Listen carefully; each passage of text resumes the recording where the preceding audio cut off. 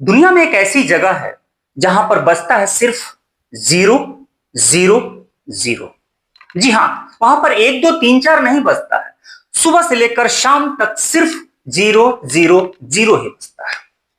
और सिर्फ इतना ही नहीं, जब वहां आप खड़े हो जाते हैं तो किसी भी डायरेक्शन में जाएं, सिर्फ आप साउथ में जाते हैं। वहां पर ईस्ट नहीं है, वहां पर वेस्ट नहीं है, वहां पे नॉर्थ नहीं है। सिर्फ क्या है, वहां पर चारों तरफ जिधर भी जाएं, चारों तरफ ही नहीं, आप जिधर भी आगे जाएं तो साउथ, पीछे जाएं तो साउथ, दाएं जाएं बाएं जाएं, चाहे जिधर भी जाएंगे सिर्फ एक ही डायरेक्शन है, एक ही दिशा है। वो कौन सी दिशा है?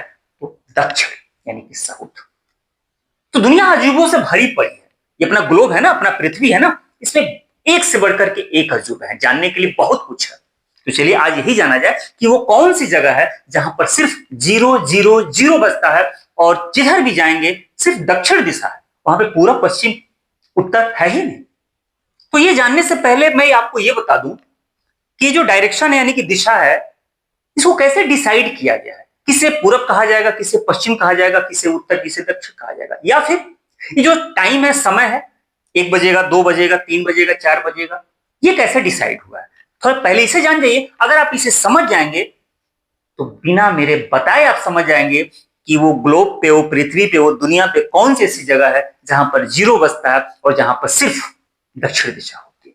तो देखिए, ये अपना प्यारा सा ग्लोब है। ये ग्लोब है ना, पृथ्वी है। अब इसके बीचों बीच से एक काल्पनिक रेखा खींची गई। इसे काल्पनिक रेखा, 0 डिग्री इसे कहते हैं।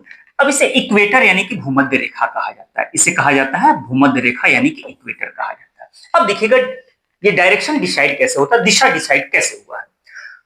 अब इस रेखा से आप इस तरफ बढ़िए। अब मैं इस तरफ इसलिए कह रहा हूं, मैं नाम नहीं ले रहा हूं। मैं ये नहीं कह रहा हूं कि इसे उत्तरी गोलार्ध, इसे दक्षिणी गोलार्ध। मैं ये भी नहीं कह रहा हूं कि नॉर्दर्न हेमिस्फीयर या सदर्न हेमिस्फीयर। नहीं, मैं ये नहीं कह रहा हूं। मैं सिर्फ ये कह रहा हूं कि आप इस तरफ बढ़िए। इस तरफ मतलब जिधर आर्कटिक महासागर है, तो इस तरफ बढ़ेंगे, इसे ही कहा जाएगा नॉर्थ यानी कि उत्तर।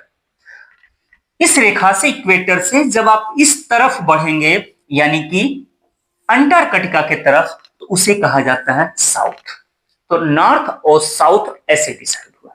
हम लोग अपने से कह देते हैं ऊपर की तरफ, अपने से कह देते हैं नीचे की तरफ। ग्लोब पे कोई ऊपर नीचे नहीं है। बस इतना याद रखिएगा कि आर्कटिक की तरफ नॉर्थ होता है और अंटार्कटिका की तरफ साउथ होता है। एक बात, इसी ग्लोब पर 360 लॉन्गिट्यूड रेखाएं हैं, 360 देशांतर रेखाएं हैं।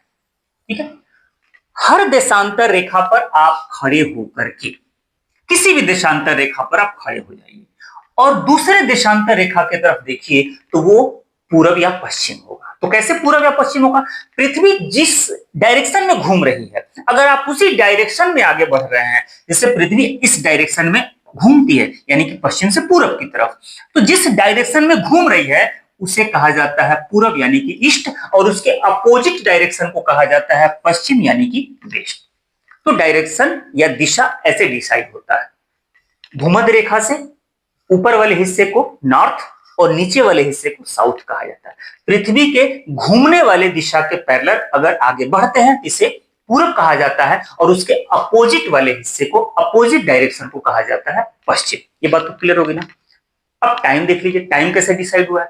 टाइम डिसाइड ऐसे हुआ है कि किसी भी देशांतर रेखा पर अगर आप खड़े हो जाइए और कुछ भी मान लीजिए कितना बज रहा है, जैसे मान लीजिए यहां पर खड़े होकर के आप कह दीजिए कि 10 बज रहा है, ठीक है, तो पृथ्वी के घूमने वाले डायरेक्शन की तरफ अगला जो ये रेखा होगा, लॉन्गिट्यूड यानी कि देशांतर रेखा, इस पर 4 मिनट प्लस करके बताया जाता है। अगर यहां 10 बज रहा है तो इसका मतलब इस पे 10 बजकर 4 मिनट हो रहा होगा, यहां पर 10 बजकर 8 मिनट हो रहा होगा, यहां पर 10 बजकर 12 मिनट हो रहा होगा। आगे बढ़ते जाइए, 4-4 मिनट प्लस करते जाइए। इस तरीके से टाइम डिसाइड होता है।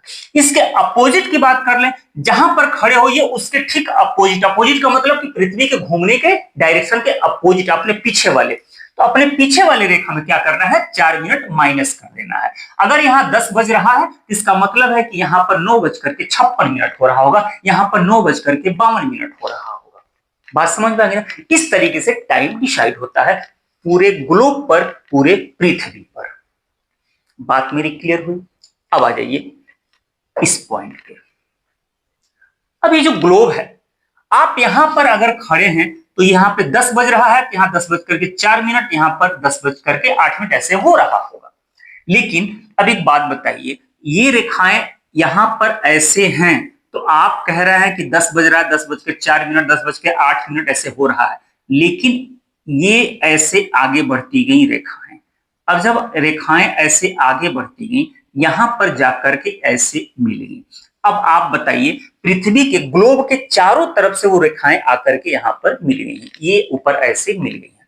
अब यहां पर यानी कि उत्तरी पोल पर, आर्कटिक वाले हिस्से के पोल पर।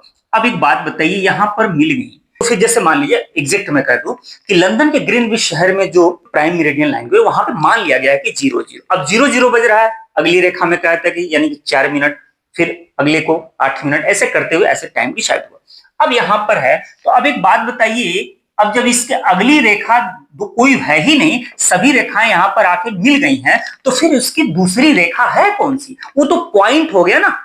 अब वो तो पॉइंट हो गया यहां पर, फिर इसके इधर और इसके इधर तो कुछ है ही नहीं। तो जब है ही नहीं तो वहां टाइम कौन सा बजेगा? वहां कोई टाइम तो होगा ही नहीं होगा।